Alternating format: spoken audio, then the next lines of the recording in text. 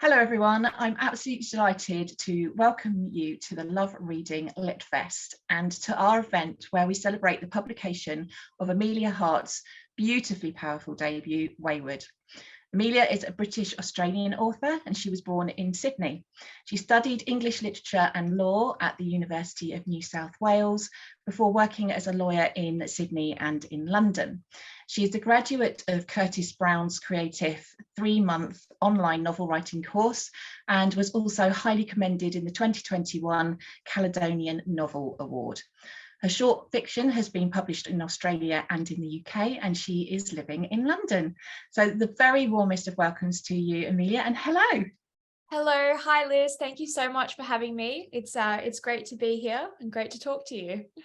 Well, we absolutely adore Wayward, so we're very excited to be learning a little bit more about you and also how the book came into being. So first of all, could you tell us about Wayward?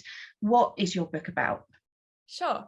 So Wayward is a historical novel about 3 women who are connected across centuries by a little ramshackle house in Cumbria called Wayward Cottage and the secret it contains.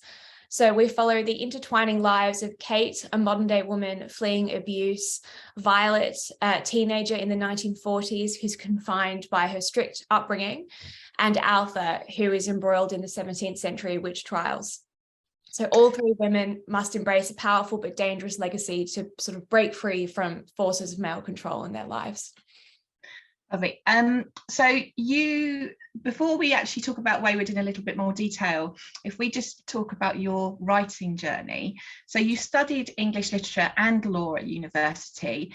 Tell us about how that came into being and what really influenced you and your love for books and literature. Sure. So I think for as long as I can remember, I've always loved to read. And I think for me, I love writing, obviously, but I'm a reader first, if that makes sense. Like, I just love kind of being able to escape into a book and like live in the world of that story. So yeah, I was always a big reader as a child. And then I would kind of scribble little stories. And it was always my ambition to become an author. But I'm quite like a cautious person as well as a creative person. And so I did think, oh gosh, I need to have like a stable career as well. So I studied law at university as well as English literature. And then I became a lawyer, and, it was quite hard to kind of keep that creative side going while working as a lawyer, because obviously the hours are very long and it's quite stressful. So I still read, not as much as usual, but I didn't really have the time to write. But then when I was in my mid-20s, I had like a kind of severe health incident. So I had a stroke, and that kind of made me reevaluate like what was important to me. And then I started writing a lot more after that. So I would write, 1 short story a month. I wrote lots of poetry. I tried to write like a memoir about having a stroke that I thought would be very funny. It's actually not that funny to have a stroke. That kind of, I guess, like set me back on the course to becoming an author. You mentioned there writing short stories and poetry. Yes. And I particularly love short stories, and I think it takes real skill to write a good short story. So what is key for you when writing short stories and poetry? What do you focus on? I think it's about being able to kind of capture a moment and sort of say so much in such a short space of time. And I think that's really tricky. For me, I quite like kind of twisty short stories, where there's like that last line that's quite chilling. So for example, I really love Shirley Jackson's short stories, like The Lottery, obviously, and her other stuff. And then Roald Dahl, he's got some really great ones. And so those were kind of the model that I would try to emulate. So something that's able to kind of say a lot, but in a really short, I think the shortest one I ever did was like 70 words or something, which is more like microfiction. But yeah, but I did notice that I kept trying to put more and more into my short stories, and they were kind of like getting overstuffed. So that was when I was like, okay, maybe I'm ready now to write. Ready to write the novel. Yeah. So you've spoken about having the stroke, and then it's kind of, was that where you made the decision to write the novel, or was that where the fiction started, you know, the writing started to come in? When did the novel come into your mind, and what route did you take from that decision?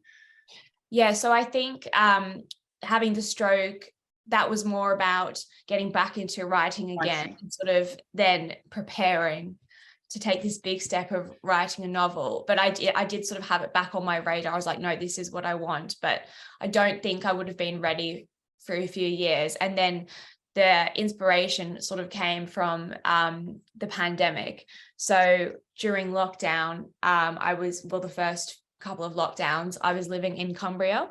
So I was staying with some friends there. And, you know, that was obviously, it was a very strange time for everyone. It was a really difficult time. Like, we were all frightened, I think, of course. And, you know, hearing all these reports of, you know, the daily death toll was really awful. But I found, because I was sort of in this rural part of the country that I hadn't really experienced before, I was quite like taken with the natural landscape. So all the beautiful fells and the becks and like the mysterious woods. And I found it like really inspiring. And at the same time, there was this sort of juxtaposition with like the beautiful nature, and not only the media reports we were hearing about the pandemic, and, you know, particularly the increase in rates of domestic violence as women were put into lockdown with, you know, male abusers, but also the area's local history. So I started learning about the Pendle witch trials, which took place in Lancaster in 1612. And I guess, like, in my head, I felt like there was this connection between the witch trials and, centuries later, the increasing domestic violence. And so that was sort of the spark for the novel, really, just wanting to look at this history of misogyny and interrogate it, but also write something hopeful and empowering. Yeah. And having read it and loved it, I really did feel that as well. And we're talking a little bit more detail about it later. So in terms of beginning to write your novel, how did it go from thought to publication? And is there anything you wish, looking back now, that you'd known at the beginning? Oh, that's a really good question, particularly the second part of the question. So in terms of actually getting it written, I obviously had this idea, and I was like, I think, you know, this is a good idea, so I need to make sure I actually do this and I finish it. So I sort of set myself like an hour out of every day. So every morning before starting work remotely, I wrote 1,000 words, and I just kept doing that day after day until I had a draft. And then, you know, there was a lot of writing and rewriting and asking people to read and give feedback, which was really helpful. And then eventually, after some months of rewriting, I applied to the Curtis Brown 3-month novel writing course. And so there I worked with my tutor, Susanna Dunn, who was amazing, and lots of lovely kind of fellow students. And I entered the Caledonia Novel Award. And then that kind of combination of factors led to me finding my agent, Felicity Blunt, which was great, because she's just amazing. You know, she's brilliant, and she's very editorial, and she has like incredible ideas. So I felt like she really understood what I was trying to do with the book and how to make it better. And then, yeah, so I went from there, and she worked with me to get it ready to submit to publishers. And then what do I wish I had known? I think, because I'm now sort of writing the second book, which is really hard, as, you know, second book syndrome is definitely a thing. I think it's just to sort of make sure that I keep enjoying the process of writing, because that's always been what I've loved. But it is funny when now it becomes like your profession and something that you need to do, and you have deadlines. So I think I would like to bottle that feeling of the excitement of writing the first draft for Wayward and just carry that with me. That sounds like a really good idea if you can do that. Yeah. So before we actually talk about the novel in a little more detail, you're going to read to us from Wayward. Now, have you decided to start at the beginning, or have you chosen another section for us? And why was that? Yes, show us the book as well. Isn't it absolutely beautiful? Yes. So while you're showing that, I'm just going to show this, because this is what I read from, which is the proof, and it's a really beautiful example of the proof and how it can suggest what's actually coming. And I love the inside here, absolutely adore it. And there you go, and this is such a stunning thing. And then it goes to even more beauty with your hardback there. So yes, so tell us. Yes. So did you decide to start at the beginning, or have you chosen another section? No, I've chosen a section from chapter 4, and that's because it's when we first see Wayward Cottage through the eyes of our modern day character Kate. So I think it's a good way in for the reader, and kind of captures that sense of place. So perfect. Which is so apparent when you're reading, and Wayward for me is very much character within the novel. So I think that's a beautiful place to start. So over to you. Okay. So from chapter 4, the cottage is slung low to the ground like an anxious animal. The stone walls are blurred with age, ivy covered. Ornate letters carved into the lintel spell its name, Wayward. A strange name for a house. The familiar word with the odd spelling, as if it's been twisted away from itself. The front door looks done in, the dark green paint peeling from the bottom in ribbons. The old-fashioned lock is large and cobwebbed. She fumbles for the keys in her handbag. The jangling sound cuts through the morning quiet, and something rustles in the shrubbery next to the house, making her jump. Kate hasn't set foot inside since she was a child, way back when her father was still alive. Her memories of the cottage and her great aunt are dim, shadowy. Still, she's surprised by the fear in her gut. It's just a house after all, and she's got nowhere else to go. She takes a breath, goes inside. The hallway is narrow and low ceilinged. A cloud of dust rises from the floor with each step, as if in greeting. The walls are lined with pale green wallpaper, almost hidden by the framed sketches of insects and animals. She flinches at a particularly lifelike rendition of a giant hornet. Her great aunt had been an entomologist. Kate can't quite see the appeal herself. She's not exactly fond of insects or anything that flies. Not anymore. Excellent. Do you know, I really love hearing authors read from their book. It just adds something, because of course when you're reading it yourself and it becomes your own book, really. And I love hearing the author, because it's almost like you take it back again. You know what I mean? Yes. So yeah, I first read Wayward several months ago now, and it's really stayed with me. It's bold and it's beautiful and really thoughtful and thought-provoking writing there. So when I read the proof, which I've shown, there was a really lovely letter that you included to readers in that, where you did explain a little bit, and you've already spoken about how you were influenced by the location. So tell people where Wayward actually is.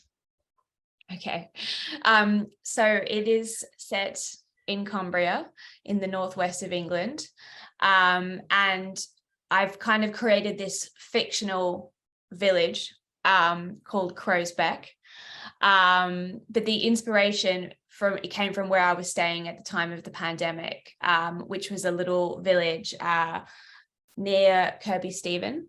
So it's kind of not far from like Lancashire and Yorkshire. So it's sort of like almost in the middle of those different counties.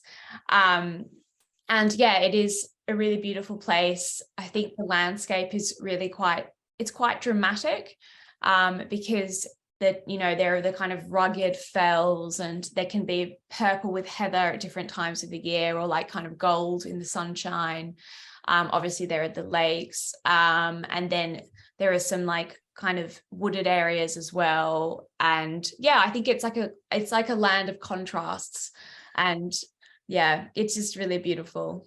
Yeah, and I'd like to now touch on witches, the witch trials, and you've already mentioned domestic abuse as well. So the persecution of women in different countries and in different times has been absolutely horrific. How much did you look at the actual Pendle witch trials? How much did that influence you? And what's your take on why it potentially happened at that particular time in history? I think that's such a good question.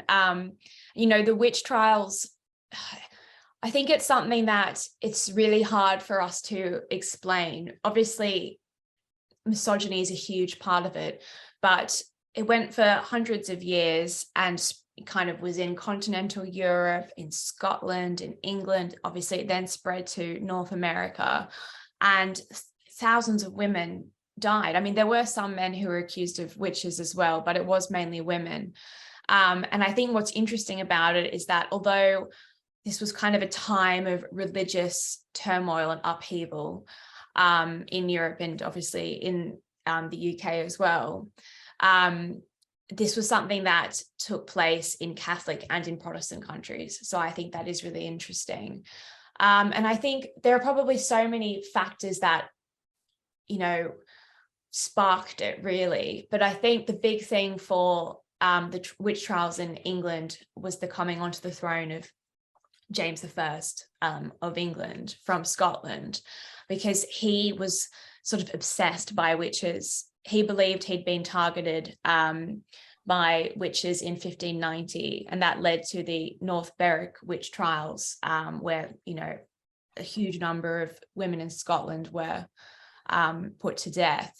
And he then wrote this book, Demonology, which really influenced the thinking at the time. And I think, so there's all that background, but for me, I think we can't really detach the witch trials from misogyny, because I think it's all about the sort of threatening female who lives on the edges of society, but who also is a key part of society, because often the women who were targeted were herbalists, or cunning women, as they were then called. You know, they were the ones who you went to if you had like a fever or, you know, any kind of illness or injury, and they had that knowledge of herbs and plants and how to help you. So I think, you know, at the same time, we then have different ideas about medicine coming into play, and it being sort of more from a male point of view, with male doctors, and they very different ideas about how to treat things. So I think there is that element as well, the sense of who is responsible for the human body, and who understands it best, and it being this unknown thing. And I think the female body in particular remains unknown to this day, you could say. And yeah, so I think that's why perhaps there was this link drawn between women and this idea of like unholiness or danger and the devil. Yeah, and it's interesting, isn't it, that there are certain words that are still carried through today that potentially can have negative meanings, like witch, hag, crone, all of those words that are still with us today. So you've chosen 3 time frames, and one of the questions I'm really interested in, because is why those particular, I mean, we know from the first, but why the middle time frame, why then, and also sort of why you've focused on those particular years. And did you actually consider having more women and more time frames in there, or was it only ever the three? So I always wanted to have, well, initially it was going to be just two women. So I was only going to have Alpha in 1619 and Kate in the modern day. And then for two reasons, I added in a third character, Violet. I realized I needed a connector between the two women because they felt so kind of far away in time and place, or not in place, but in time.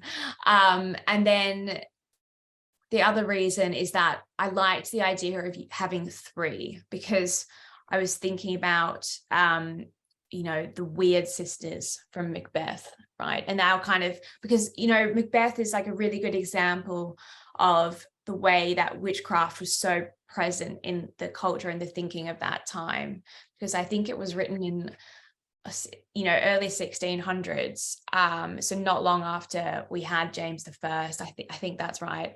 And you know, this idea of the three weird sisters, and originally they were called the Wayward sisters, which is where, you know, I've taken the name from. So I liked the idea of having three women. And then in terms of why that sort of middle time period of the 1940s, I think it was partly, I wanted to look at a time that was not so far away from our modern time, where women were still very much kind of in the home. And I think World War II is quite interesting because, you know, obviously there was this reckoning really with gender roles, because women did have to kind of step, you know, they had the opportunity to step up and take part in society because men were at war. But my character, Violet, she's very much cloistered away. She doesn't really have that opportunity. And I thought that was interesting because her upbringing is like a relic of, you know, maybe an earlier decade.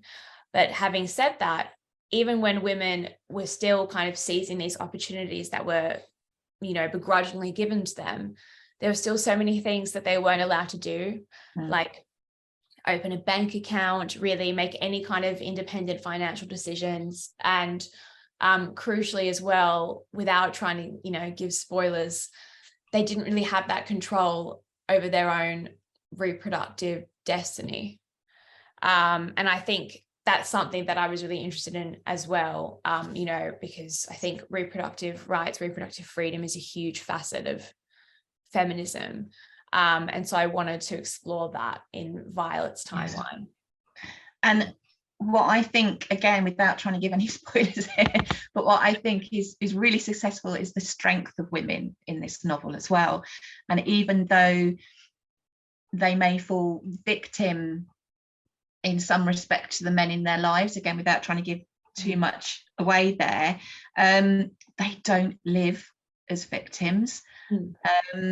So what you've already spoken about it to some extent, but was that element was obviously a part of your thought process going through, and the strength of women and how we endure potentially? Yes, definitely. So that was always kind of what I wanted to say, I guess, with the book. And when I had the initial idea, it's hard to talk about this without giving spoilers again. Sorry. No, it's fine. But there is like a scene at the end where there is a kind of reckoning, you know, and it is an example of, it's like a sort of demonstration of female power, but taking it to an extreme, which was really fun to write. So that was kind of that final scene, or near final scene of the book, was one of the first images I had in my head, you know, because I think I felt angry, as I often feel when I think about this stuff. I felt angry thinking about this kind of continuing thread of misogyny, and it was a way of like dealing with that anger and having an outlet for it that was sort of hopeful.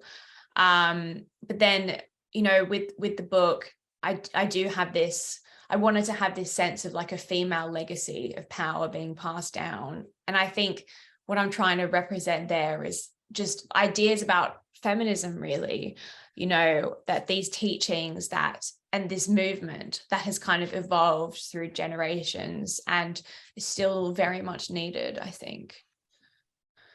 Yeah, definitely. And I'd just like to say, as a reader, this book is open to everybody. I know that we're talking specifically about women here, but this can be read by absolutely anybody, and age-wise, everything. So it's a really open, inclusive read, I feel.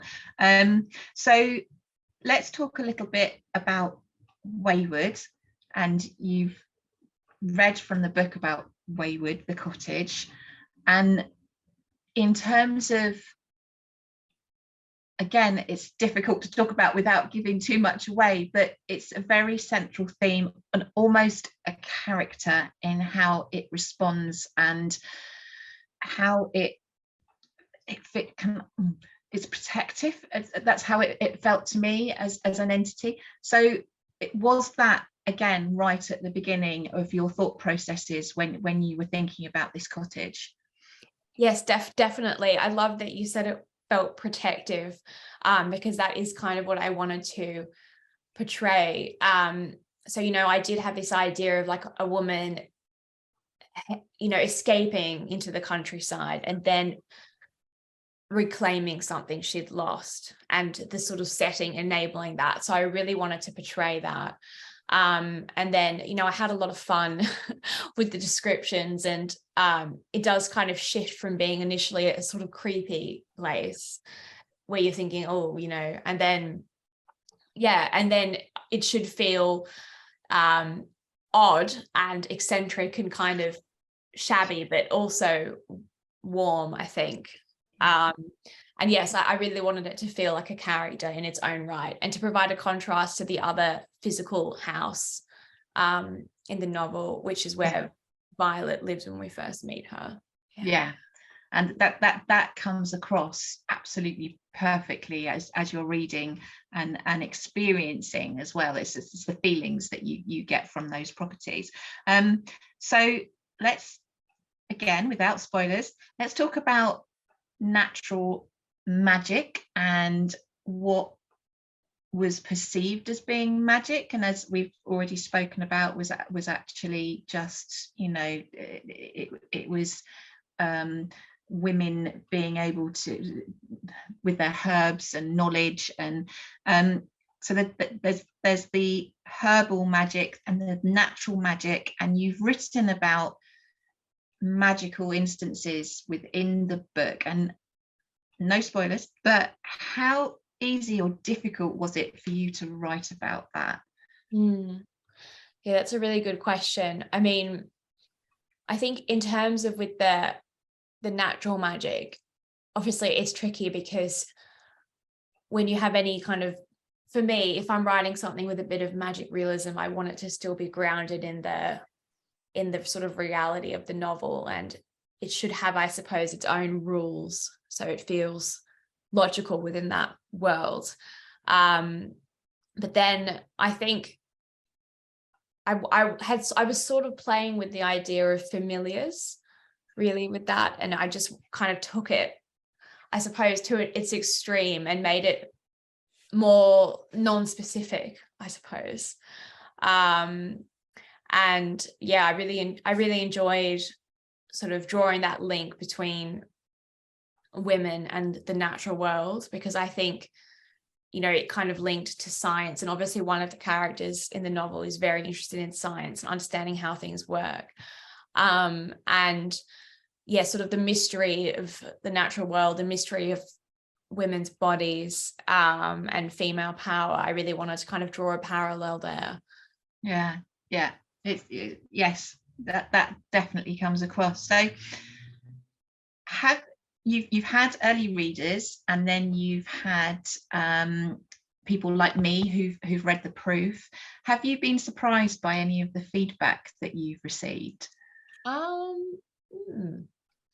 think I did have a question from a journalist about, well, it was more that I'm not so much surprised, but it's interesting to hear different people's perspectives and what kind of resonates. So there was something about like a theme of medical misogyny, which I had definitely wanted to portray, but it wasn't something that had come up before when I was talking to people about, their reactions. That was really interesting. And like, I also, you know, like I love what you said about the character of the cottage itself and the setting. So yeah, I don't know. It's so funny when you write something and it's all in your head and then it's in a Word document on your computer and you kind of think, oh God, like, is this just going to seem really strange? Like these elements that I'm including. And then when it resonates with people and they pick up on what you were trying to say, or they come at it with a fresh perspective, it's just like the best feeling. It's amazing. Yeah. Fabulous. And in terms of Wayward, is there anything you'd like to say to potential readers of Wayward? You know, if they're going to be going out and picking up your book, what would you like to say to them?